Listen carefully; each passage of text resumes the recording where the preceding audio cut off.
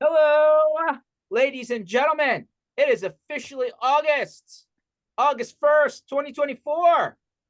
Summertime is going to be done and behind us. And before we know it, it's just going to be conference after conference after conference all the way until the end of the year. And you're going to have no hair left like me because you're going to be pulling it out. And like at the end of the day, it'll be Christmas time and we'll be talking about 2025 and like the year will be behind us. Believe it or not, this is what happens every time. It's like a machine gun time of the year. So if you're not on the road doing something in August, obviously vacation time, whatever, cool, like to enjoy it and get as much sleep and downtime as you can, because like September, October, November, forget it. Make a small investment in your energy, caffeine of choice, and off we go. But anyway, let's do some housekeeping and then we'll get on to the good stuff.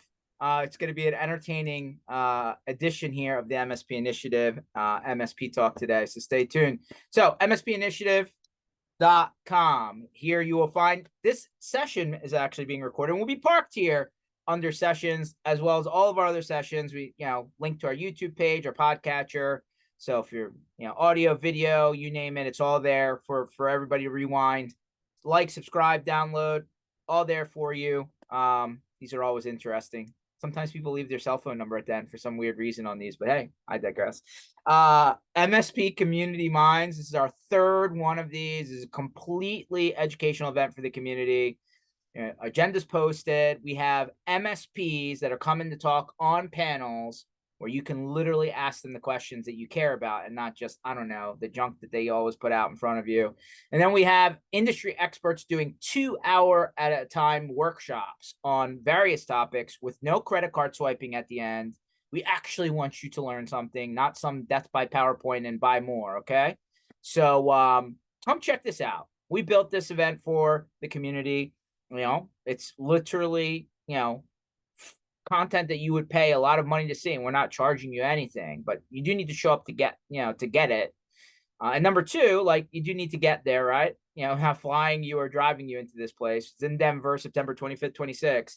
But I'll tell you what, if you go and look at the profiles of the people that are on here, these are not paid for speakers or vendor speakers veiled as experts. They're legitimate people that are in the trench, in the sandbox, who are going to give you information that, quite frankly, it's the stuff that I think matters. But I digress. Check it out, Community Minds in Denver. Then, I know, this is what we're known for. There's so many. There's 5 left of them for the rest of the year. Here we go. The MSP Community Block Parties. Yes, we know. 8 years of this. Yes, I'm bald. Pulled my hair out. There's nothing left. But here we go. If you're going to IT Nation in Australia in August, which is at the end of this month, we will be holding our very first MSP Community Block Party in Darling Harbor, right down the street from the conference hotel, August 21st. Come on out. We're gonna bring our American flair to things, but in a down under way. I promise it'll be fun. You can walk. You don't need to Uber or anything, right? So please register. It's absolutely free. IT Nation Australia. Then, if you're going to PAX 8 Beyond Berlin, first time we're going to Germany. I actually just flew out there a few weeks back just to kind of scope out the scene.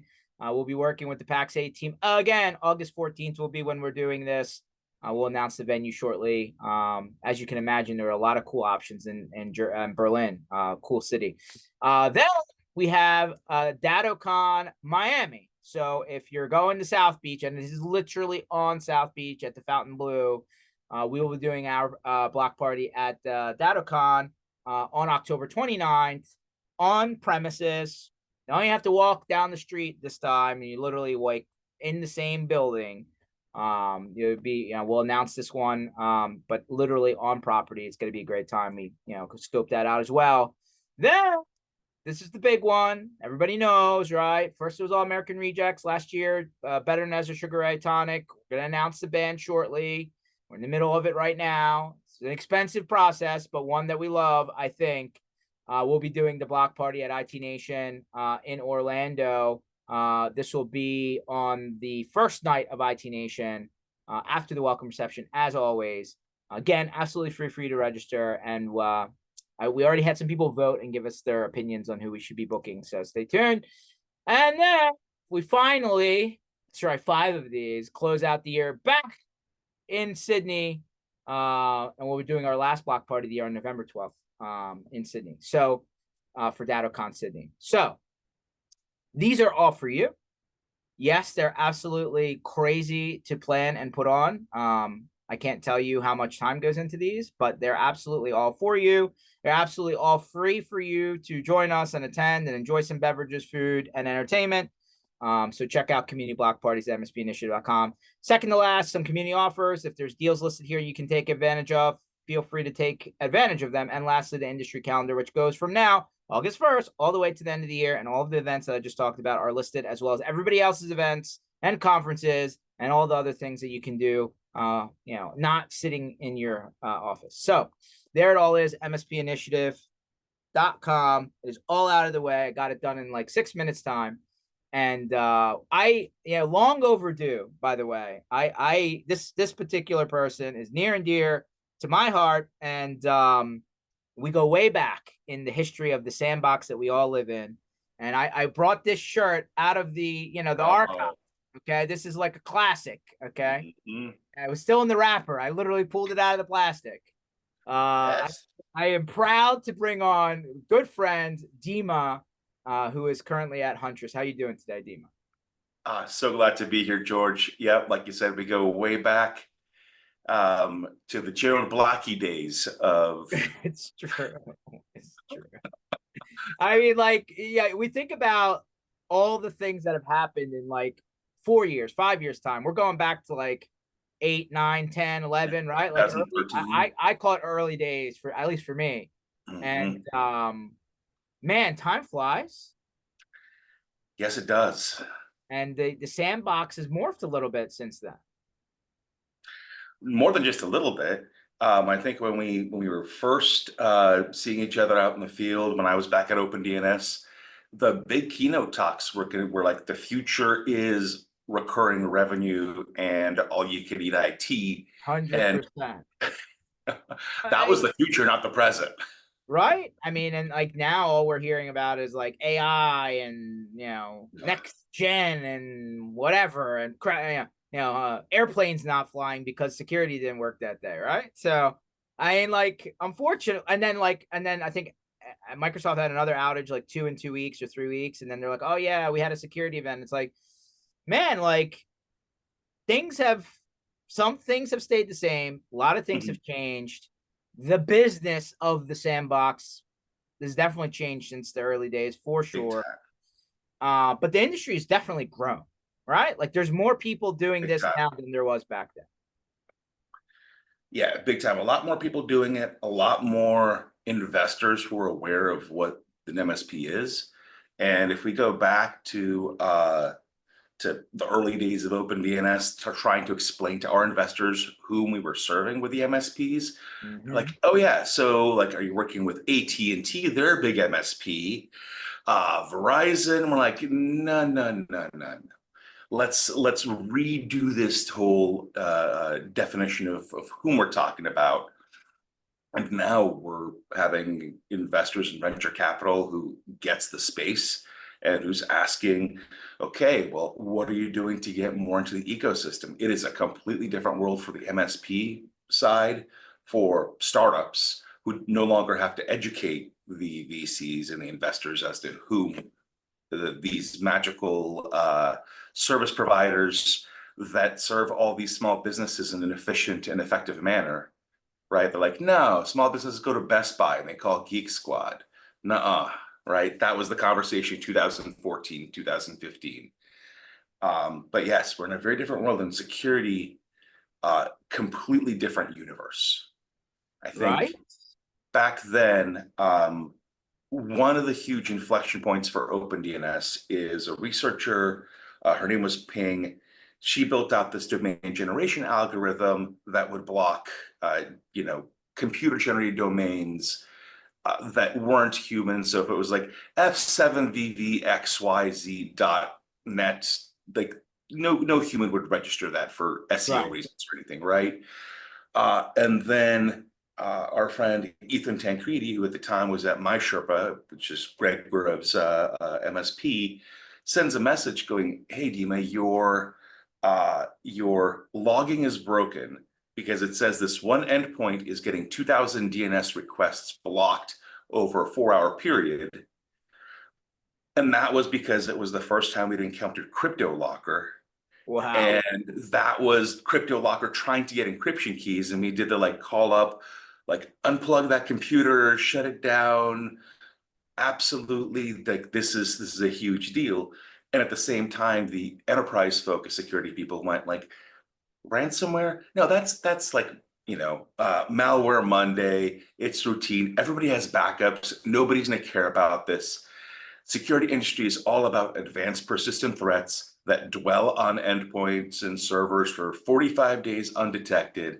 I'm like, no, guys, ransomware is going to F the industry up. And yet here we are. You're right. It did. It's an entire like black enterprise basically of the underground, where basically they're like a fortune company.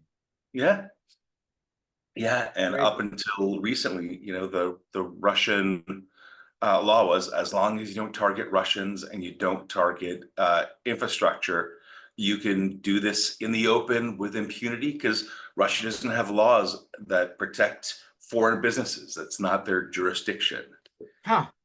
Yeah, and after all of that, I think we're now at another interesting inflection point with what Lapsus did. Remember that? So Lapsus is this group of British teenagers who, Oh, okay. Yeah, keep going. yeah, yeah. They went low tech, old school, and they did voice call phishing, trying to get credentials. They succeeded in getting some Brazilian telcos and exfiltrating data, and then they started posting like just straight up, we will pay employees of these companies, like I forget if it was like $5,000 or $20,000 a month for access to their VPNs. We don't need anything else. We don't need you to do anything. Just give me your VPN credentials. Wow. And these like small group of British teens got Samsung, Rockstar Games, Microsoft, Nvidia, like companies whose security budget is probably bigger than your company and my company's revenue combined. Oh yeah, I mean, 100%. yeah. So, yeah, we're in a very, very different world now where it's no longer just us nerds that talk about security, but it impacts every day. Well, I And mean, we listen, the have, last couple sessions have been obviously like we all know what happened 2 weeks ago. Yeah, you woke up Mhm. and I was traveling during it. Mm, I was in Dublin, going back to London, trying to go back to the States, and I mean, like household name, right? yeah, Like billions of dollars of airtime, right? And not in a good way, right? So, no, and man, do I feel for those folks. I took a break between OpenDNS and Huntress to work at a content delivery network called Fastly, where I thought, I know it'll be fun streaming video. It'll be totally different. And it was fun to learn all the different ways that that video gets delivered and to, be in the war room for a couple of Super Bowls, even though I'm not a sports ball guy. Still pretty cool. Yeah. We know, George. We yeah. know. But yeah, one little mistake and we had a cascading global outage. And then all of a sudden, people realized, oh, the images on Amazon.com run on this little company called Fastly. And Disney Streaming Plus wasn't working, and all of these different things. It is the worst experience in the world. And it can happen to anybody, and I really feel for them. And we do everything we can to prevent them. But software has bugs, and you're never immune. Yeah, I mean, I just don't like. I say it every time. I'm going to say it again, on this call, but on this session. When Microsoft goes down, people just shrug, right? When Amazon goes Yeah. down, people shrug, and it's like, well, they're the big guy. What are you going to do? It's like the electricity going out, and it's like when it's anybody else's name, different story. Like the world is ending, right? I mean, but in this time, a company who probably I think was not a household name was so embedded into large, companies, deployments, government, schools, the stock market, blah, blah, blah. And like for everything to trickle down in like a 2-hour window globally, it was just, I don't think like, it was reported the largest IT outage of all time. May very well be the case. The joke was, well, Y2K came just 24 years later.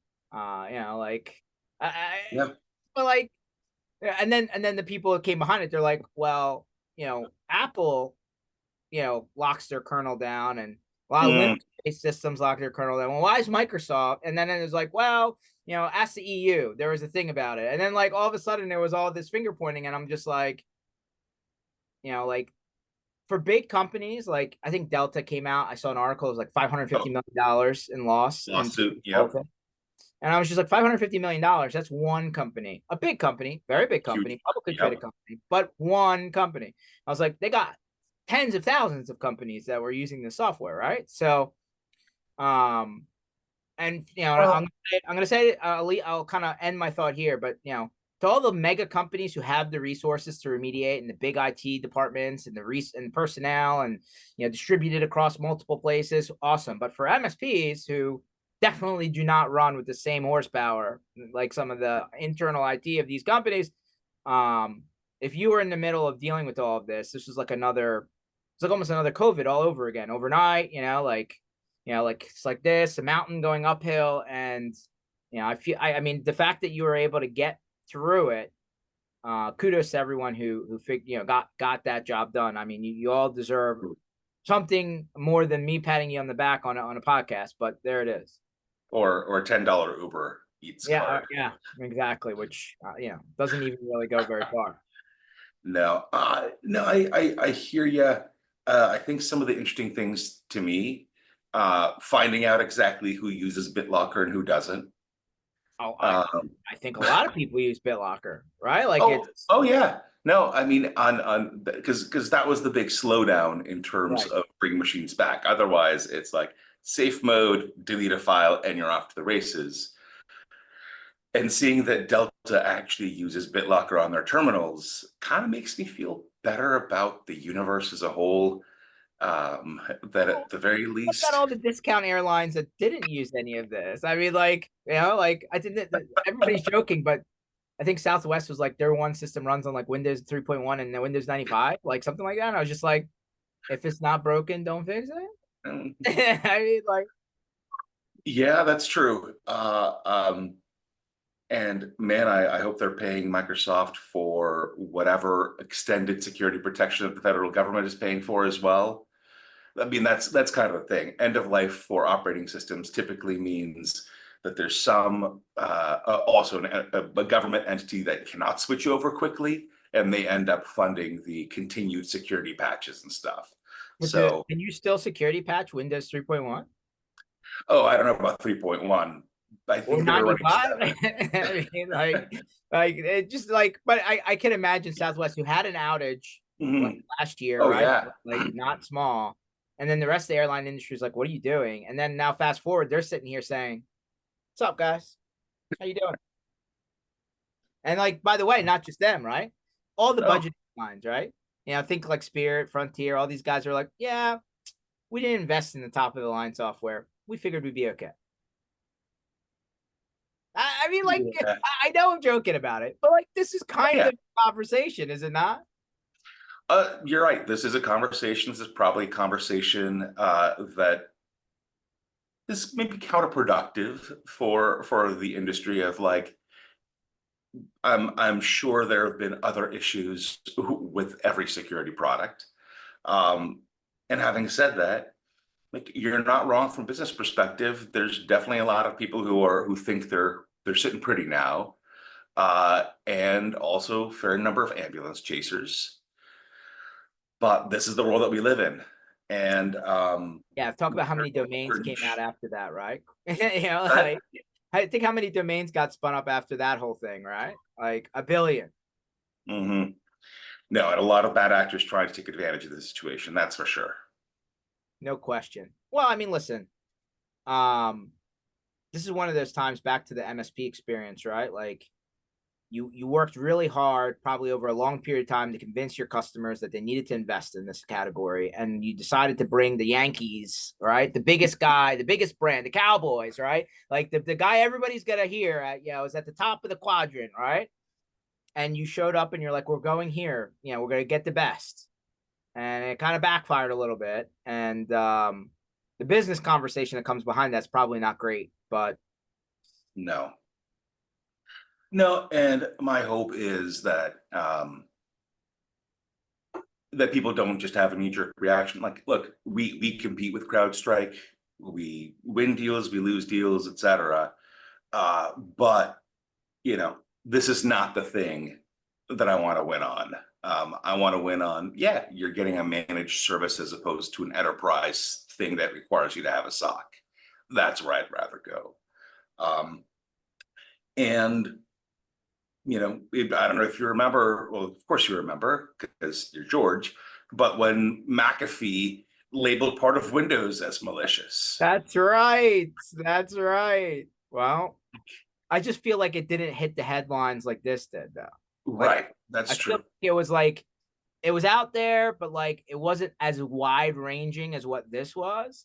And so like for us, we knew about it, but like the average everyday, like my father who barely knows how to make his cell phone work properly on a day, he wouldn't have known that story, but he knows this one.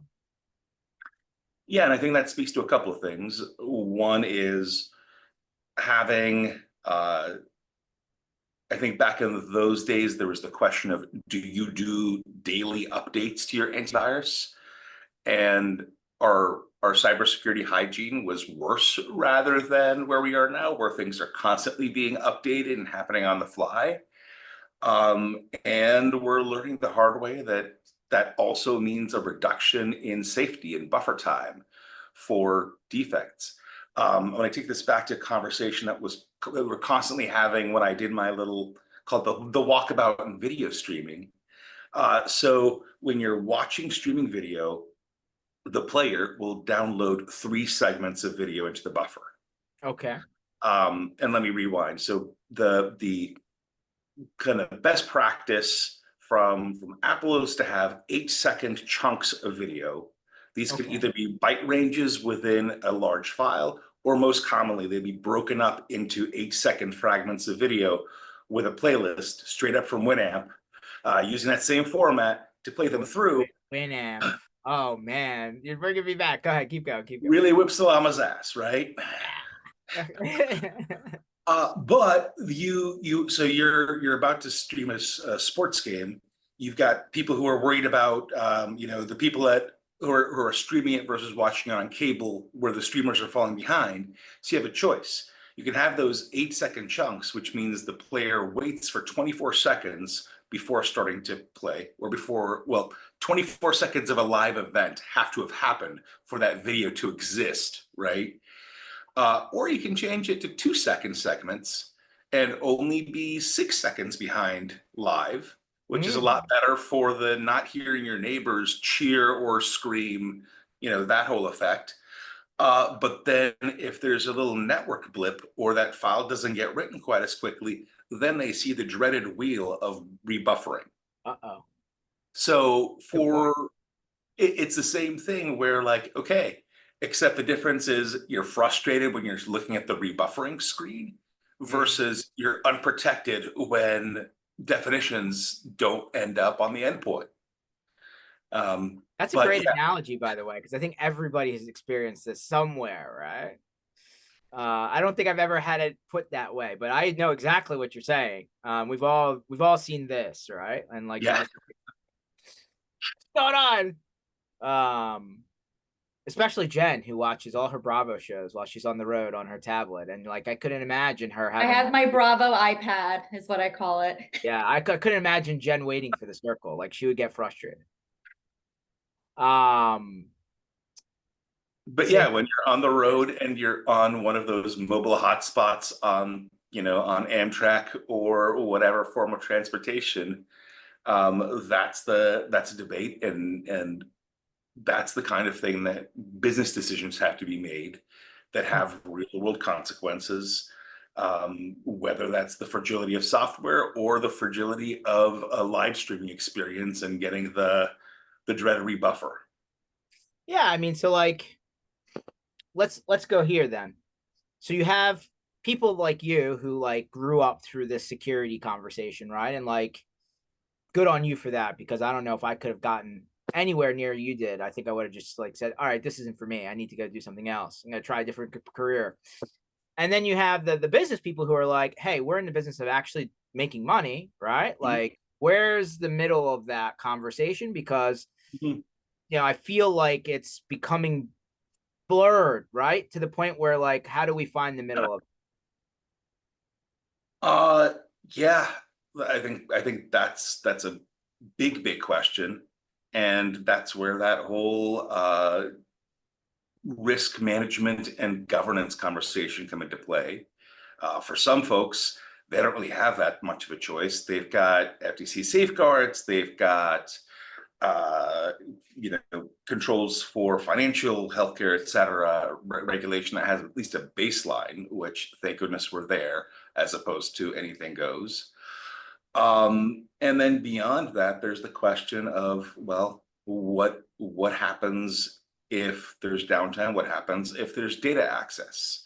And you also have very different conversations when you're dealing with more sensitive customers, for example, like if you are a law firm that has clients that demand confidentiality because you're literally, doing that hide the mic, cover the microphone conversation with them, versus like if you are a candy manufacturer and seller, it's maybe not that sensitive. I think there needs to be that conversation.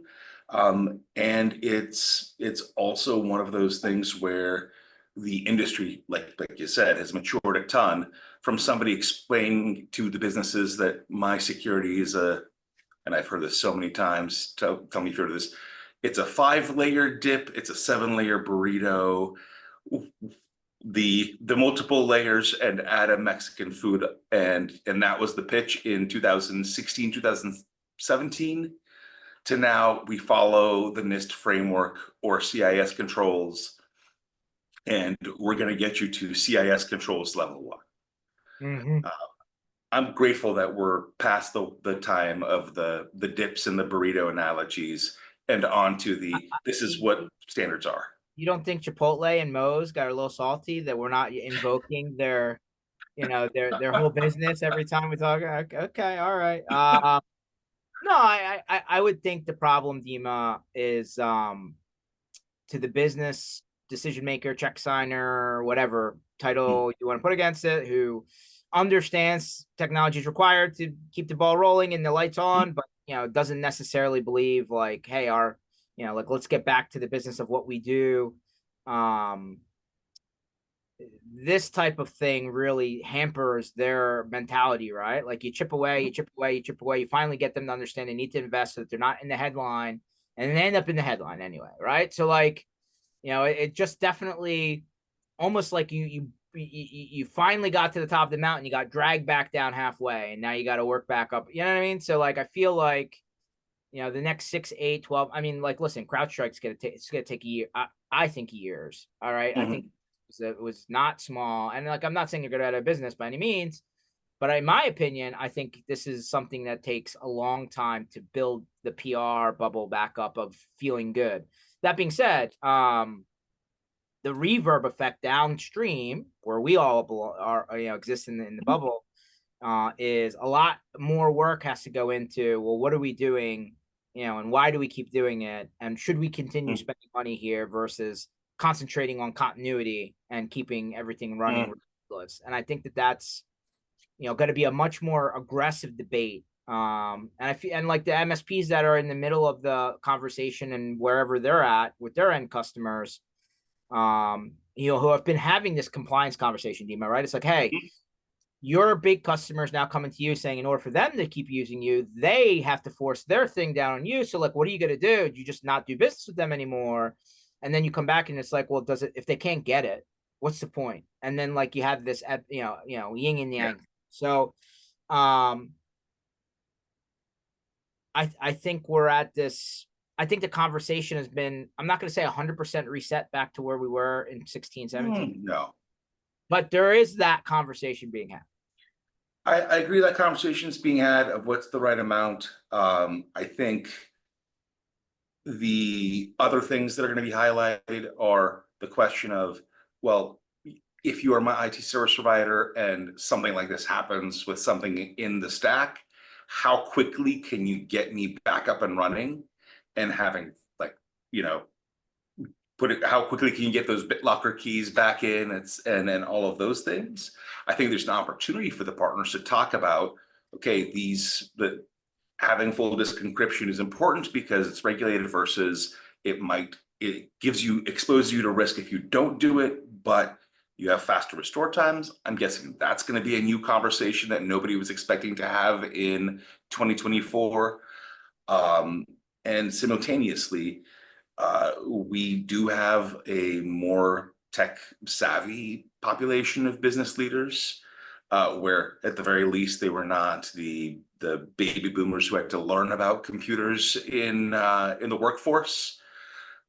And we do have a bit more of an importance of technology in everything we do. It's no longer did somebody use a typewriter and have their legal secretary literally type stuff up versus everything is going in. Are you still seeing it?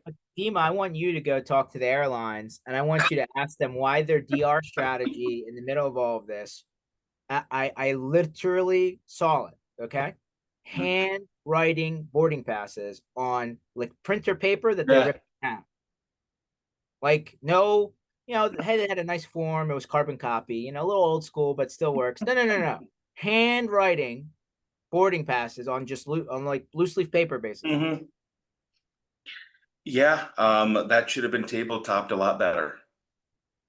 You're absolutely right. And again, another opportunity for that business continuity, disaster recovery, incident management from the IT side, for MSPs to say, hey, let's talk through what happens if insert your dentist office central tool that is analogous to the CDK global outage. Right? Which I feel like it was funny. We heard about CDK for 3 or 4 weeks, and you almost forgot that it happened after all of this, right? Like, right. Yeah, like you're like, oh, that's right. Every car dealership in America basically stopped for 3 weeks. Mm-hmm. Cool. They're like, well, how often do you need to go buy a car? I was like, oh no, it wasn't just buying cars, it was servicing your car or getting parts for your car. Like, it was a little bit bigger than you thought. That was big. That was actually very big for that. And it was, if anything, it's a similar thing happened in our industry not long ago. It very much paralleled and echoed exactly what happened there. I think this most recent incident's a little bit different in its capacity, but because it was multi-industry. But man, all right. So let's zoom like August 1st, 2024. If you were sitting in an MSP, right? They brought you in. Hey, Mr. Security Consultant, what should we lean in with now? Given all of that, given the current events and everything we just talked about, how should we position this properly? What do you mean to position this properly? Like events security focused? This is still the right way. Are we selling the right thing? Are we bundling the right solution? Do we have to be a little bit more transparent with what we're putting out there as part of the stack? Like, that whole conversation. I haven't given that as much thought as I would like to. I've been more focused on building my functionality and stuff because it's been a crazy busy time right now preparing for all the Q4 build outs and so on and so forth. But kind of first thoughts. Yes, you do have to have the risk management conversation. And I think the conversation really needs to lead with, okay, we are going to make sure that you have all the layers in place to, get as many phishing emails out of your inbox as possible. Have a managed EDR solutions that's 24/7 and that's keeping an eye on all the potential malicious processes, etc. uh, have the training. I'm biased because that's what I do these days, but have the training for the humans not to fall for stuff. Um, and then beyond that, this seems like table stakes. Like you have to have phishing resistant MFA, and then talk about, well, what do we do from the disaster recovery perspective as part of the security conversation? Because the two are forever tied together now.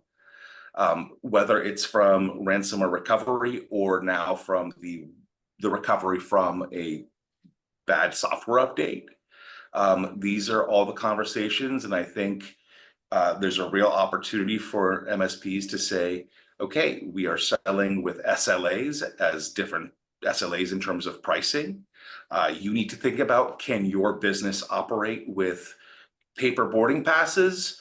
And if you're not an airline, but you are an oncology clinic, can you treat cancer patients with pen and paper? Right? That's just as valid. And or car dealership, you know, do you have a way to look up, or do we need to restore some data for you in a way so they can look up the service history of a vehicle? I mean, to be honest with you, that's a key takeaway from this session, which we're about to go into the good stuff. But I think SLAs have been just a drive-by conversation for a lot of Mhm. people. But if you're selling towards, hey, your cost with us is going to be based on your tolerance for how long it'll take for restoration, I think very few MSPs talk that way. I've spoken to a lot who do, and who have SLAs on recovery, on putting something in a virtual machine so that data can be accessed without full recovery, as well as just ticket response SLAs. Sure. And And I I'm just saying, like, now that it's a lot yeah, more visible, right? Like, could you imagine agreed. your bronze, gold, silver, or your level Mhm. of plan are based on your tolerance for how fast we can restore you from a Mhm. DRC? I very few people start with that or lean in with. Mhm. Agreed. And yeah, I think I assume that this is going to be a place that a lot of the smart MSPs are going to be leaning into, because it is very much topical now. And again, a lot of clients are going to say, "Yeah, I'm fine. I can put people on the airplane with pen and paper, and I can survive that for 24, 48, 72 hours." And others were like, "No, I can't do the cancer treatments without access to all of the data and all of my systems." Yeah, Yeah. that's a big one. All right. So let's talk about what you're doing today, because by the way, the video thing was really intriguing because we all have every streaming service, I feel like, on the planet.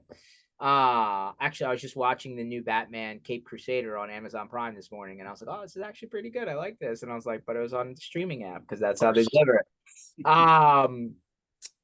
So you're at Huntress. Let's talk Yeah. about for a couple seconds for anyone that's not living, in common, days with underneath a rock, maybe, and never heard of this company. Give us a little bit about the company, and we'll talk about what your thing at Huntress is.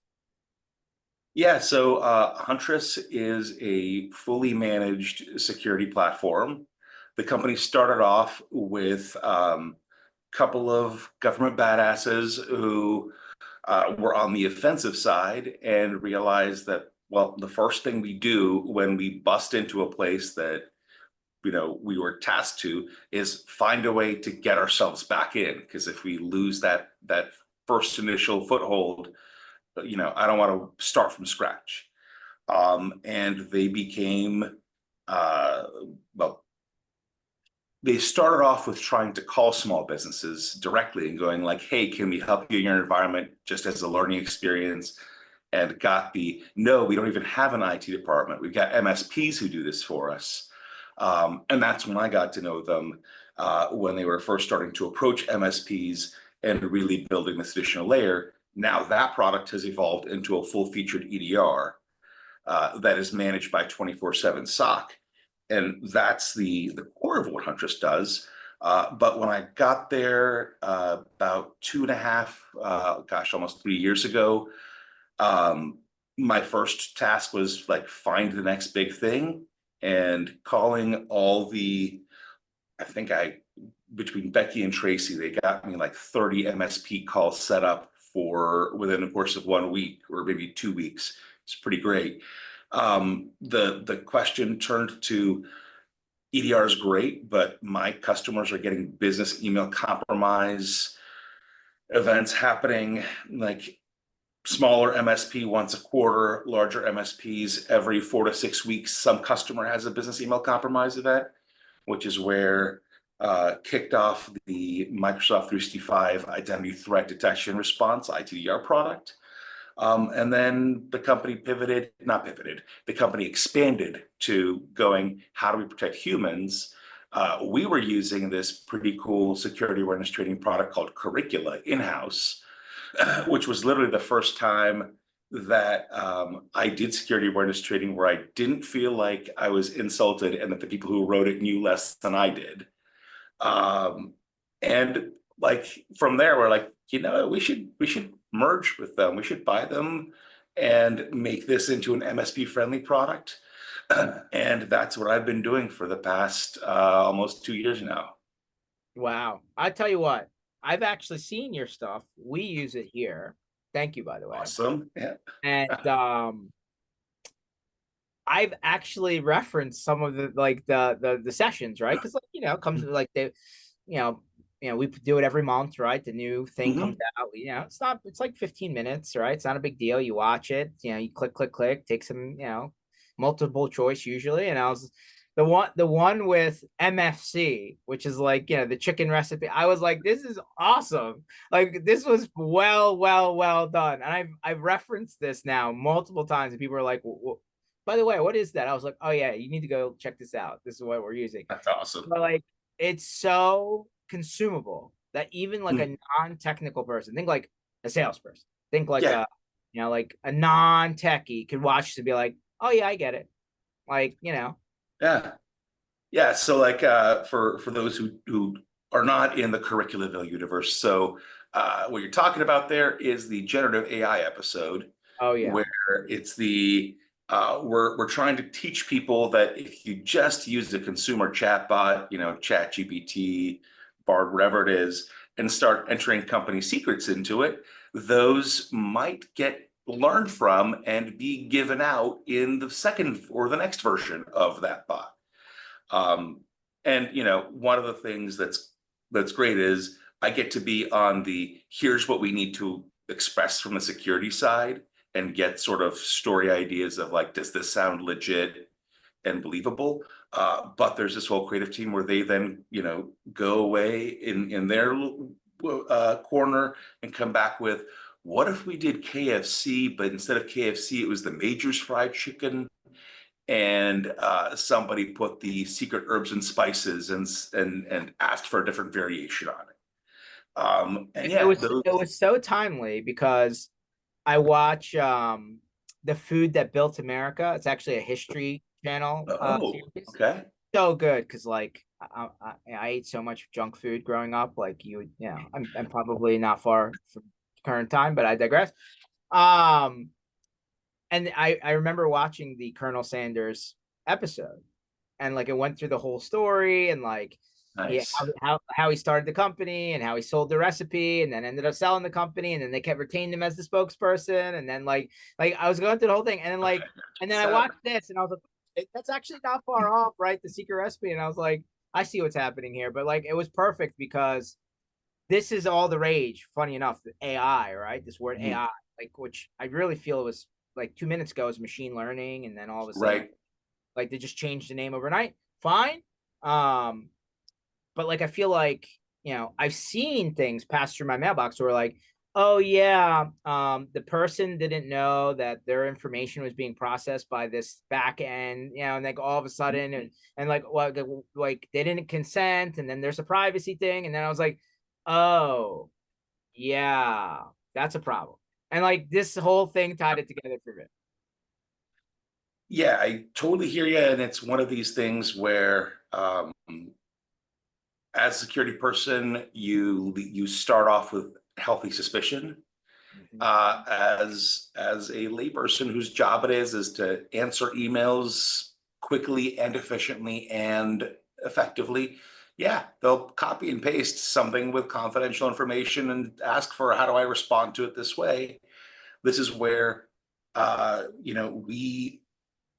have an unfair advantage to other security awareness training vendors, where we have in-house SOC and in-house response services. So we bring those folks in and do the, let's talk about what scares us as to what small businesses that are handling our data could be doing.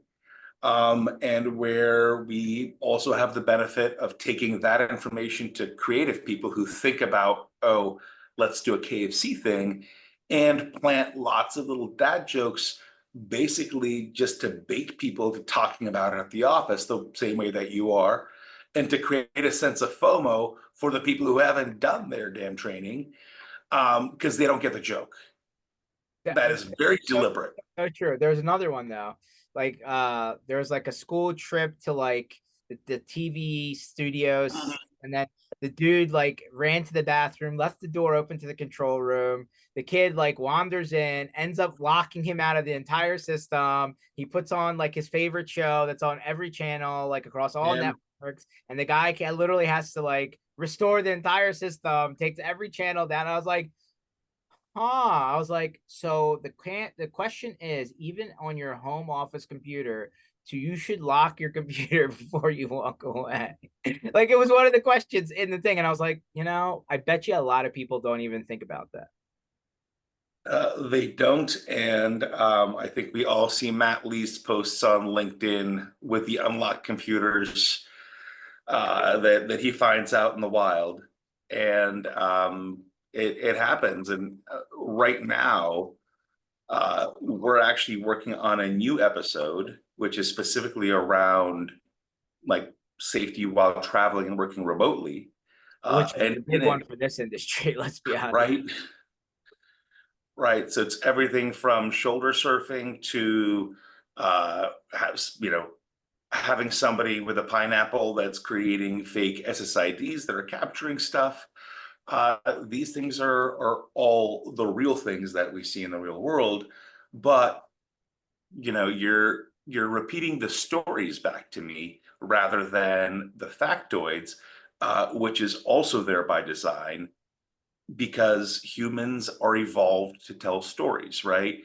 And we're evolved to remember stories. If a caveman tells another caveman, "Hey, there's a crocodile in that swamp. Go around it. Don't walk through it." The ones that remember that story survive and have offspring. The ones that don't become alligator chow.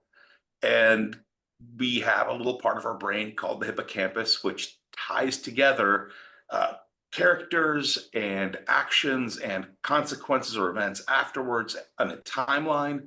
And like you can watch that light up in an MRI as somebody's recalling a story. It's really fascinating.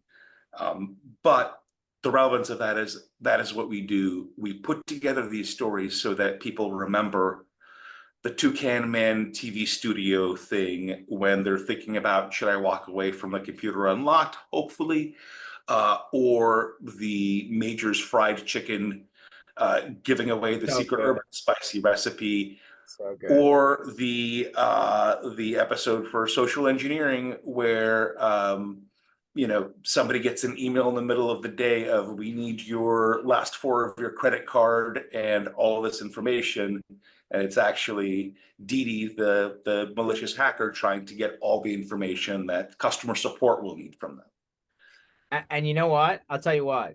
Our people, and even the people who hate to do these things and you have to run after, they actually do them because like they're not, like it's usually funny, right? Or like it's something where it's like, God. So like I think too dry is like they just don't want, they feel like it's a chore, they don't want to, but like actually entertaining, they're like, okay, cool, let's see what today's like, almost kind of look forward to the next funny one, right?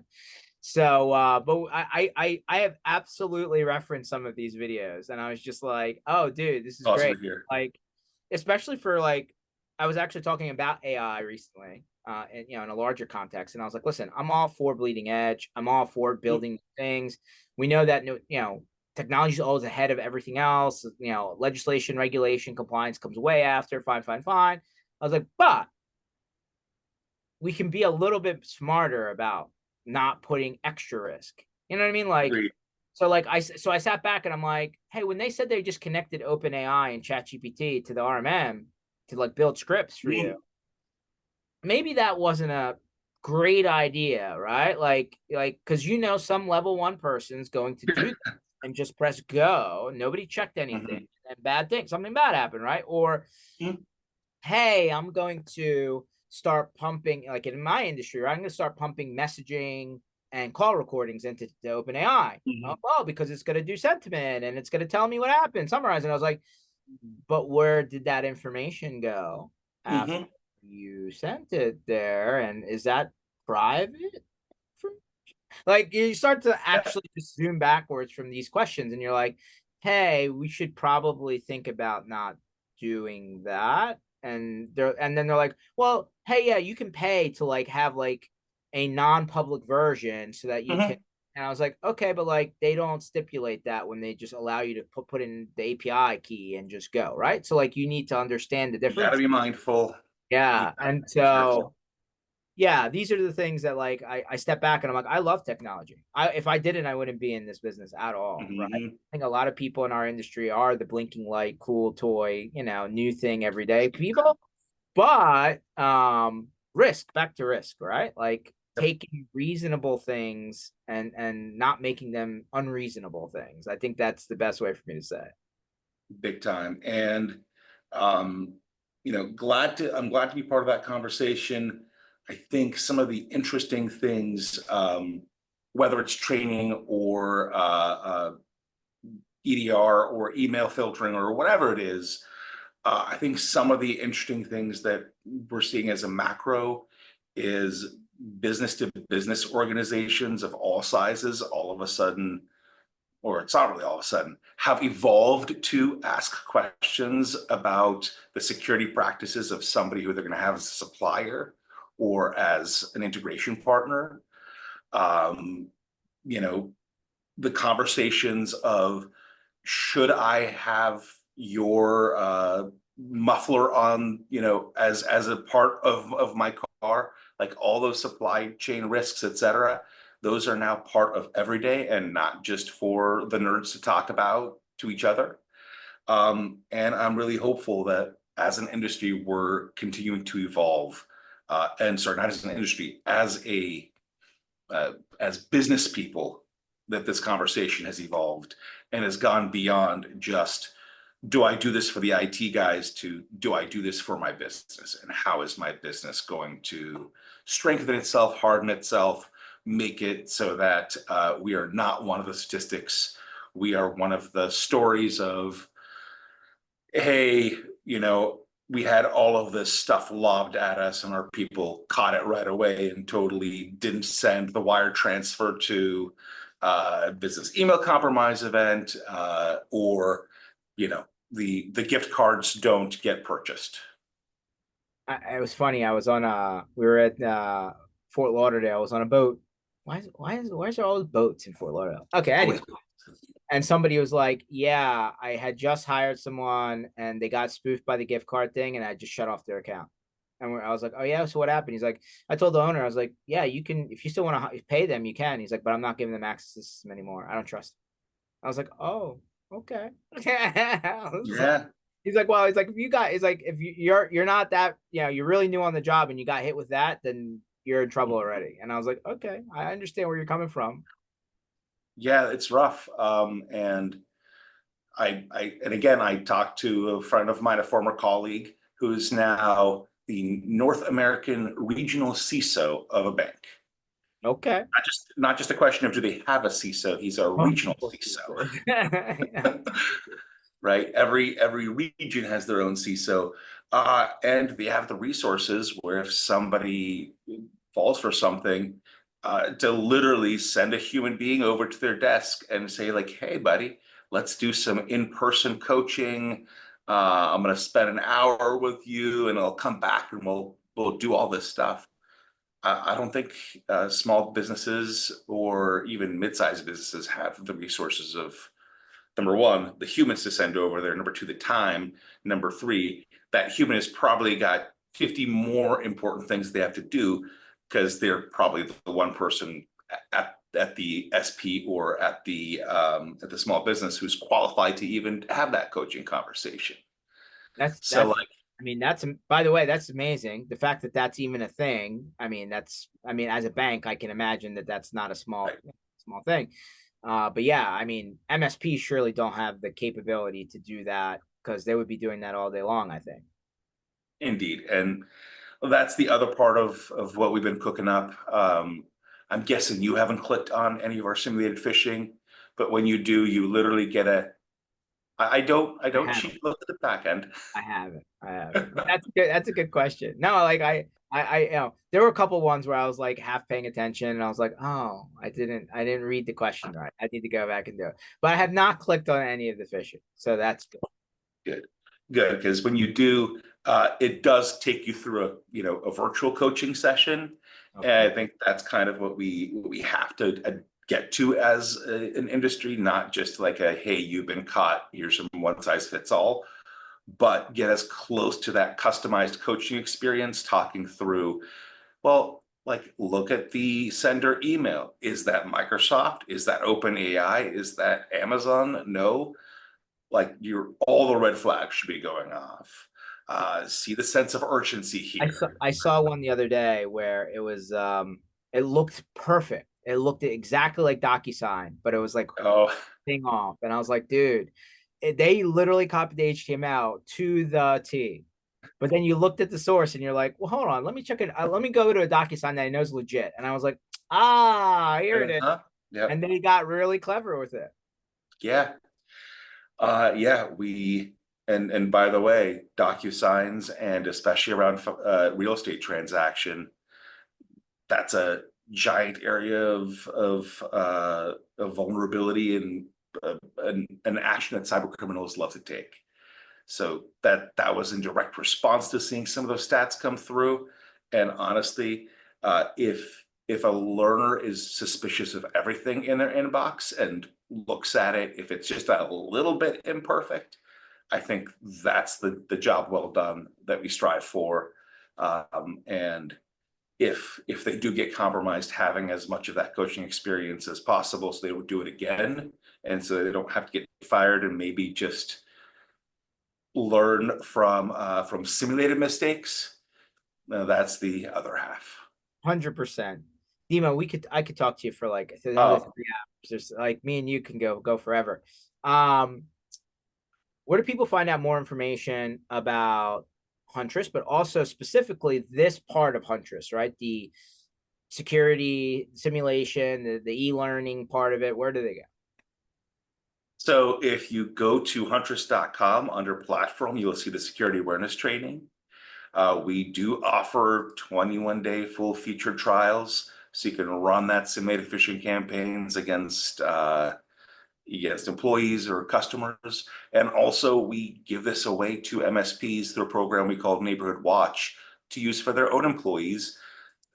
No, like you don't have to pay anything. You can literally just use this to keep your employees safe. I think the only thing you have to do is just show that you yourself have checked out a couple of episodes, and that's about it.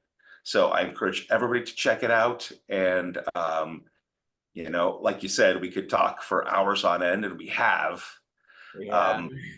But in the meantime, until I see you again in the field, been a huge pleasure talking to you, George, and always treasure these conversations. 100%, Dima. I'm sure we will be seeing each other in September and October and November because that's when it all goes down.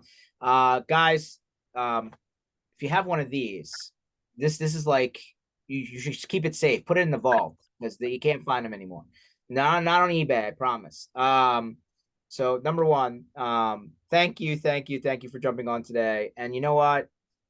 Truly love some of the people in the sandbox. You're absolutely on that list.